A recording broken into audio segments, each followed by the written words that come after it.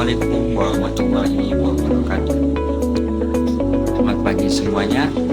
Perkenalkan, nama saya Midan Hidayatullah dari Fakultas Hukum, Prodi Ilmu Hukum di Universitas Madura.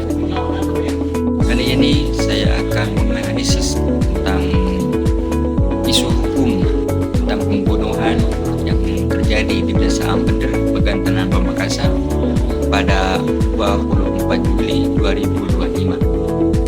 Sebelum lanjut menganalisis membahas tentang isu hukum tersebut, izinkan saya untuk menceritakan kronologi yang terjadi pada tanggal 24 Juli 2025, apa yang menjadi penyebab pembunuhan di Desa Ampeder. Kronologi singkatnya begini: si pelaku berinisial S dan si korban berinisial D. Sebelum terjadinya pembacokan, si korban atau si M sempat ingin membunuh duluan si S di saat si S pulang bekerja. Si S saat sedang berkendara dengan ayahnya lalu diserang tiba-tiba oleh si M. Si M mengira si S sudah mati, tapi untungnya tidak. Lalu si S pun pulang mengantar ayahnya lalu berpamitan dengan keluarganya untuk pergi ke sana. Dan singkatnya, si S pun berangkat ke rumah si M dengan ditemani dengan dua temannya, lalu terjadilah pembunuhan di rumah korban sendiri. Yang menjadi isu hukum adalah apakah tindakan S termasuk pembunuhan berencana? Apakah si S bisa berdalih pembelaan terpaksa atau not fair, atau sebaliknya pembelaan terpaksa mulai batas atau not fair excess? Apakah tindakan S adalah balas dendam yang tidak dilindungi hukum? Apa peran dua teman tersebut yang ikut serta dalam pembunuhan? Apakah mereka dianggap melanggar hukum? Yang menjadi isu hukum pertama, apakah si S tersebut terjerat pasal 30 tentang pembunuhan berencana? Menurut saya iya. Nah, kenapa?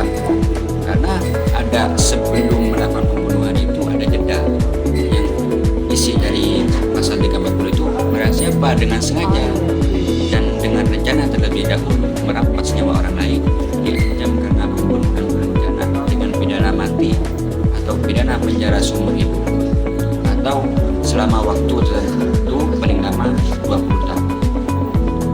Dan yang dilakukan oleh si S tersebut sebelum dia melakukan pembunuhan, dia berpamitan juga kepada keluarganya. Ada jeda di saat dia melakukan pembunuhan. Dan yang kedua, apakah si S bisa melakukan not fair atau pembelaan terpaksa karena si M sebelumnya menyerangnya? Tentu tidak. Karena kenapa? Karena not fair hanya berlaku kalau serangan terjadi saat itu juga. Dan si S tidak punya pilihan lain selain membunuh. Tapi kenyataannya si S tidak langsung menyerangnya, tapi menjeda dan berpamitan dulu kepada orang tuanya.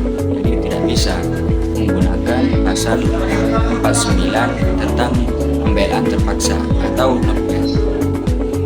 Dan yang ketiga, apakah teman si S yang dua tersebut, walaupun mereka tidak ikut membunuh tapi ikut serta dalam pembunuhan tersebut, apakah mereka dianggap melanggar hukum? Menurut saya iya, karena dalam pasal 55 sampai 56 diatur yang turut serta atau membantu orang untuk melakukan tindak pidana. Karena yang saya lihat dari berita, teman si S tersebut memberikan senjata untuk melakukan pembunuhan. Jadi mereka itu terjerat pasal 5 antara 55 sampai 56. Dan hukumannya itu 1/3. Tidak sama tapi hampir sama. Jadi kesimpulannya, si S atau si pelaku terjerat pasal 340 tentang pembunuhan berencana. Kalau misalkan si S melakukan pembunuhan di saat M melakukan pembunuhan kepada si S, itu bisa menggunakan pasal 49